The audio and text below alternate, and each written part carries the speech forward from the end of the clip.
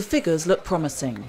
At the end of January, there were 50 patients in the 8 centres MSF runs in Liberia, Guinea and Sierra Leone. But complacency would be disastrous. The drop in the number of cases is the opportunity for the teams to focus on breaking the chain of Ebola transmission and to provide their patients with the best possible care. MSF has decided to open a maternity unit in its Ebola treatment centre in the Freetown suburb, Kisi, to deliver specialist care to pregnant women infected with the virus.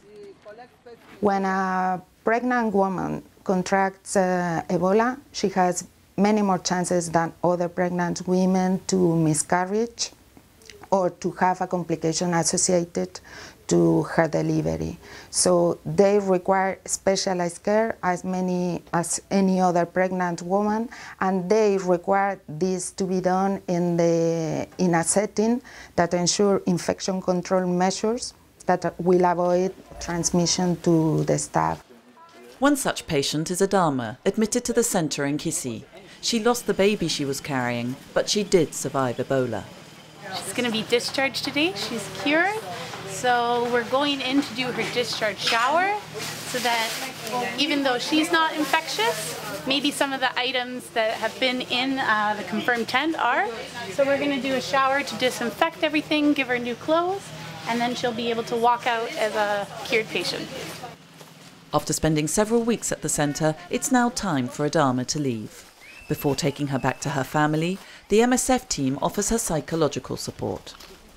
Until now, not much was known about the disease, and even less when it's contracted during pregnancy. Doctors have treated a large number of cases during the epidemic, and they've seen that while the chances of a fetus surviving are virtually non-existent, they can help mothers.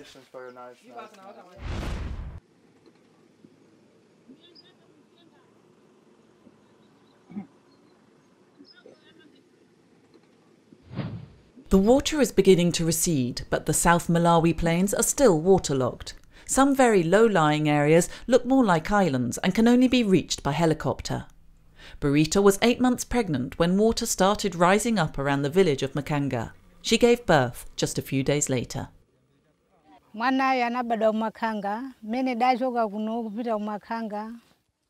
to Makanga Clinic, but it was closed. There was no one there to help.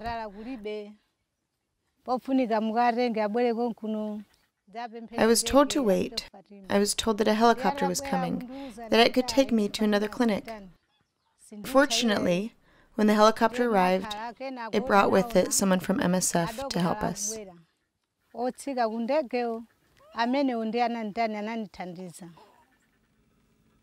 Flooding such as this can trigger epidemics, especially malaria. 20,000 people remained cut off from the rest of the country, so MSF is scouring the region by helicopter to provide them with medical care and distribute medical supplies.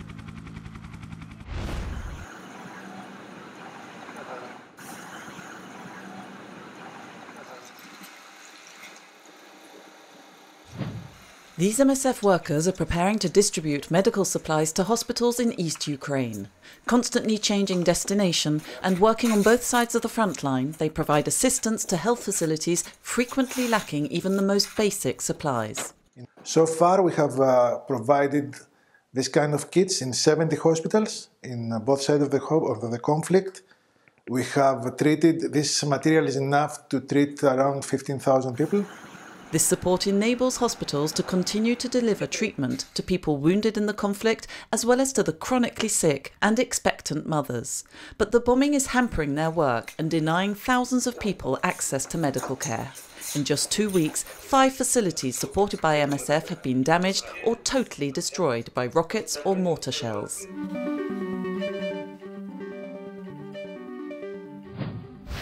At the end of 2014, MSF launched the first clinical trials for Ebola treatments in 3 of its centres. So let's find out what's been happening. First of all, how is a new drug developed? The process starts with preclinical trials to evaluate, select, and transform the most promising molecule. Then it's on to the clinical trials. During phase 1, the drug is administered to healthy volunteers to gauge possible side effects. During phase 2, it's administered to patients to assess efficacy and determine the appropriate dose.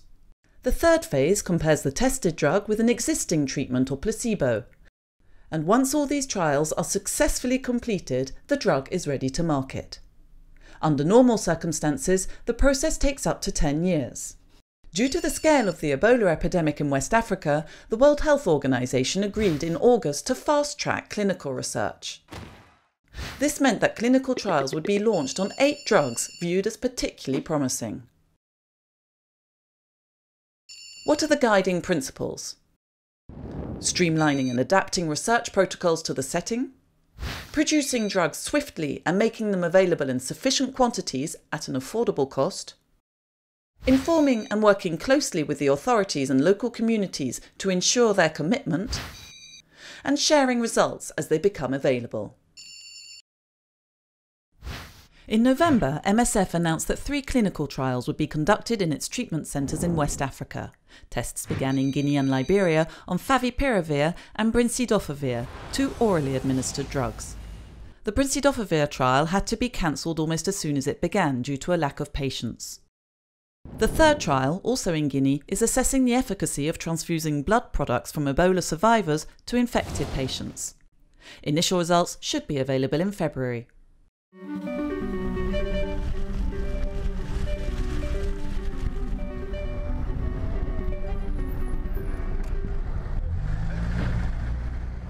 My strongest impression is that it's still a massive crisis going on there. Having been there before and then going again to work on Syria, I've started to understand that everything's getting worse and worse. Nothing's improving. So it's quite a depressing situation to work on. It's particularly frustrating, I think, for us now because we no longer have international staff inside Syria. So it's the impression that I get is all second-hand information from our national staff working inside. And what they're telling me and what they told me during the last few months was that it's a real disaster inside. They're living inside Syria, so as well as their job, they have, the usual stresses of living inside Syria. They're worried about being under attack. They're worried about their families. They're worried about the patients. They're worried about what could happen next, with the concern that maybe, one day MSF might leave because we've pulled out international staff. So they need reassurance that we're there to stay. We're there to try and carry on working.